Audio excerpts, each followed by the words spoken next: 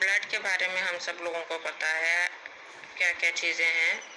Anatomy और physiology इसका अच्छे से रिव्यू कर लीजिएगा, ठीक है।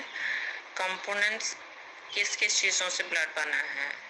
ब्लड प्लाज्मा और सेल्यूलर एलिमेंट से बना है, ठीक है। प्लाज्मा जो कि वाटरी पार्ट है, सेल्यूलर एलिमेंट्स में आरबीसीज, डब्ल्यूबीसीज एंड प्लेटलेट्स आते हैं, ठीक है। ब्लड एक फ्लूइड कनेक्टिव टिश्यू है, इसका कलर रेड है। पीएच 7.3 से 7.45 के बीच में है। इसका टोटल वॉल्यूम है 5 to 6 लीटर्स।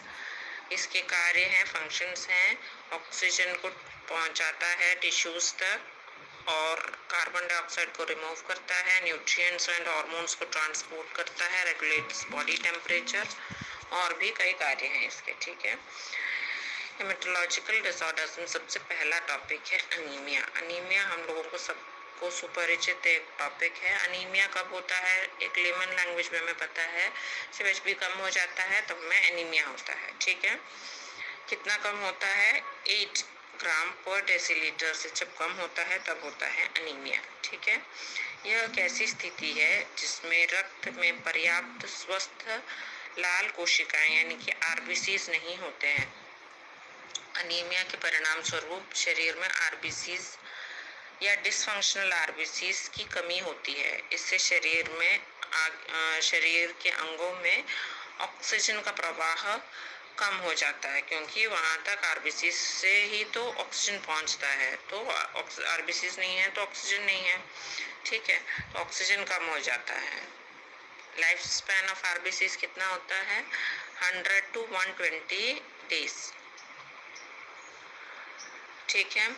अनीमिया का अर्थ क्या होता है, एन यानी विदाउट, ईमिया यानी ब्लड, अनीमिया यानी विदाउट ब्लड, ठीक है। इसके प्रकार कई प्रकार के हैं। सबसे पहले है iron deficiency anaemia. Iron deficiency यानी आयरन की कमी के कारण होने वाला अनीमिया। आयरन की कमी से होने वाले अनीमिया को आयरन डेफिशिएंसी अनीमिया बोलते हैं। यह सबसे कॉमनेस्ट टाइप है।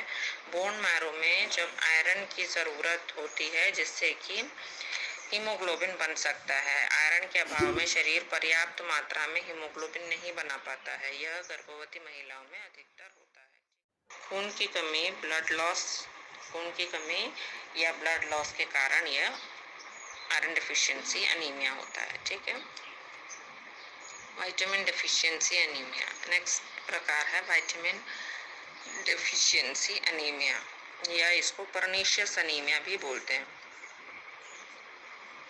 कुछ लोगों में विटामिन B12 एब्जॉर्ब नहीं हो पाता है, ठीक है। विटामिन B12 और फोलेट दोनों चाहिए होता है हमारे बॉडी के लिए, ठीक है। शरीर में फोलेट एवं B12 की आवश्यकता होती है आरबीसीज के निर्माण के लिए। इसकी डेफिशिएंसी में विटामिन डेफिशिएंसी अनीमिया होता है। तीसरा टाइप है एप्लास्टिक अनीमिया। यह तब होता है जब शरीर में पर्याप्त आरबीसी का निर्माण नहीं हो पाता, यानी आरबीसी जब नहीं बनते हैं तब होता है एप्लास्टिक अनीमिया। इसका कारण है संक्रमण, कुछ दवाइयों के कारण, विषाक्त केमिकल्स के प्रभाव में आने के कारण, ऑटो इम्यून डिजीज के कारण, ठीक है। ऑटो इम्यून डिजीज पता है आप लोगों को क्या होता है, ठीक है ना। Sickle cell anaemia, fourth type है सिकल सेल एनीमिया। यह एक अनुवांशिक स्थिति है जिसमें आरबीसीज का जो शेप है सिकल के शेप में हो जाता है, यानी जो घास काटने वाला जो वो होता है उसके शेप में जाता है। क्रेसेंट मून, आधे मून के न्यू मून के शेप में हो जाता है। इस प्रकार का आरबीसीज जो है प्रीमेच्योरली, यानी वो जल्दी ही 100 to 120 डेज जो इसका लाइफ स्पैन होता है उससे पहले ही वो खत्म हो जाता है, जिससे आरबीसीज की कमी हो जाती है, ठीक है। नेक्स्ट है थैलेसीमिया। यह एक अनुवांशिक प्रकार है जिसमें यह भी एक अनुवांशिक प्रकार का अनीमिया है जिसमें जीन म्यूटेशंस के कारण आरबीसीज की मात्रा ब्लड में कम हो जाती है, जिससे कोशिकाओं में पर्याप्त मात्रा में ऑक्सीजन नहीं पहुंच पाता है। इसके कारण जिसका कारण है ulcer, hemorrhoids, gastritis, cancers, NSAIDs के उपयोग से अल्सर्स एवं गैस्ट्राइटिस हो सकता है, इसकी किसी चोट से के पश्चात, शल्य क्रिया के पश्चात, ठीक है।